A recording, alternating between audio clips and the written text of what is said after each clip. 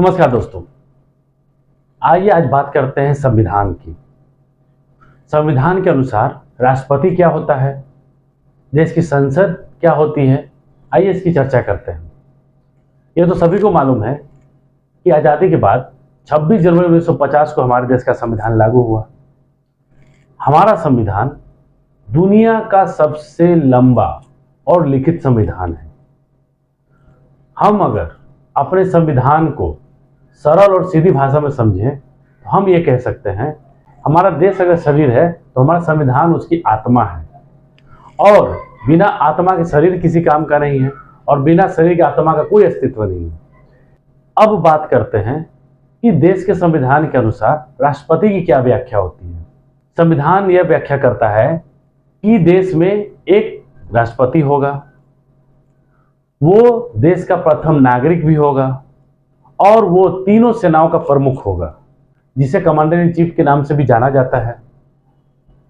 अब देखते हैं इसके संविधान के अनुसार संसद की क्या व्याख्या है। संविधान के अनुसार देश में एक संसद होगा। संसद के 3 महत्वपूर्ण अंग होंगे। प्रथम राष्ट्रपति, दूसरा राज्यसभा और तीसरा लोकसभा।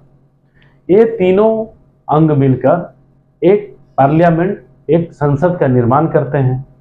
अब आते हैं मुख्य मुद्दे पर कि देश के पार्लियामेंट, जी हाँ, देश के नए पार्लियामेंट के उद्घाटन में देश के राष्ट्रपति को ही नहीं बुलाया गया है। ना आश्चर्य की बात। जो राष्ट्रपति पार्लियामेंट का संचालक होता है, जो दोनों सदनों को बुलाता है, जो पार्लियामेंट का हेड होता है, उसी को संसद के उद्घाटन में नहीं बुलाया गया है। कमाल की बात है। अब सोचिए कि ऐसा क्यों किया गया है। आखिर कुछ कारण होगा, ऐसा कोई कारण होगा जिस कारण से देश के राष्ट्रपति को नहीं बुलाया गया, जबकि देश के राष्ट्रपति जो नए संसद भवन से थोड़ी ही दूर पे रहती है, और इतना महत्वपूर्ण कार्यक्रम कहा जा रहा है कि उनका कार्यक्रम पहले से तय था। क्या देश के संसद के उद्घाटन से भी कोई बड़ा कार्यक्रम हो सकता है? और अगर उनका कार्यक्रम पहले से तय था तो उन्हीं के कार्यक्रम के हिसाब से समय लिया जाता, लेकिन ऐसा नहीं किया गया। और सोचिए कि अचानक से संसद के बनने के बाद 28 तारीख का ही तारीख क्यों चुना गया? आखिर क्या खासियत इस 28 तारीख में, आइए इसको समझते हैं। 28 तारीख, जी हाँ, एक अहम दिन।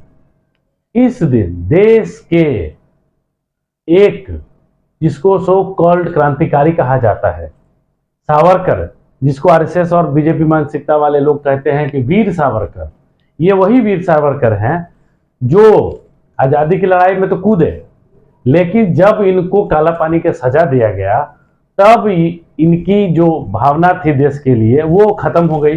डर से इन्होंने अंग्रेजों को कई माफीनामे लिखे, बार बार अंग्रेजों से क्षमा मांगा कि मुझे माफ कर दिया जाए, मैं आगे से देश की किसी भी आज़ादी की लड़ाई में भाग नहीं लूंगा।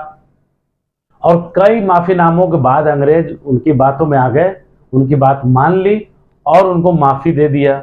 वही वीर सावरकर के जन्मदिन के अवसर पर देश के नए संसद भवन की नींव रखी गई।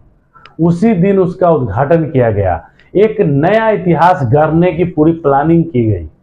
सोचिए, देश के राष्ट्रपति को नहीं बुलाया गया और एक ऐसा दिन चुना गया जिस दिन एक ऐसे सो कॉल्ड क्रांतिकारी का जन्मदिन है जिन्होंने अंग्रेजों से माफी मांगी, उनके साथ मिलकर देश के क्रांतिकारियों के खिलाफ काम किया, और उस इंसान के जन्मदिन को चुना गया इस महान संसद के उद्घाटन के लिए, और देश के ही राष्ट्रपति को नहीं बुलाया गया। बाकी तमाम तरह के पुजारी, साधु, संत का जमावड़ा लगा संसद के अंदर, लेकिन देश के राष्ट्रपति को ही नहीं बुलाया गया। और जितने भी देश के विपक्षी दल हैं उन्होंने भी बहुत कड़ी आपत्ति जताई कि अगर देश के राष्ट्रपति से देश के संसद का उद्घाटन नहीं करवाया जाएगा तो वो इस उद्घाटन कार्यक्रम में भाग नहीं लेंगे। और हुआ बिल्कुल ऐसा ही। देश के जो तथाकथित यशस्वी प्रधानमंत्री हैं, विश्वगुरु प्रधानमंत्री हैं, सारा स्टेज उनके लिए बनाया गया। चारों तरफ से प्रचार, चारों तरफ से कैमरा, चारों तरफ से मीडिया रिपोर्टिंग, चारों तरफ से सोशल मीडिया रिपोर्टिंग सिर्फ एक इंसान को चमकाने के लिए हो रही थी, वो है देश के प्रधानमंत्री। उनको कोई फर्क नहीं पड़ा कि देश में संविधान क्या कहता है, संविधान के मूल्य क्या है, संविधान के अनुसार राष्ट्रपति की क्या अहमियत है संसद में, कोई मतलब नहीं है। उस इंसान ने सिर्फ अपने चेहरे को चमकाने के लिए देश के संसद की जो अभिन्न अंग है राष्ट्रपति, उनको न्योता तक नहीं दिया गया। अब इसके पीछे का मुख्य कारण समझते हैं कि ऐसा क्यों नहीं किया गया। सबसे बड़ा कारण था, देश की जो राष्ट्रपति है वो आती है आदिवासी समाज से, शेड्यूल ट्राइब से आती है। और सीधी सीधी बात है, बीजेपी पूरी तरह आरएसएस की विचारधारा पे चलती है। अगर संसद का उद्घाटन कोई आदिवासी समाज की महिला करे तो ये उनको रास नहीं आएगा, किसी भी कीमत वो इस तरह की बात सोच भी नहीं सकते हैं।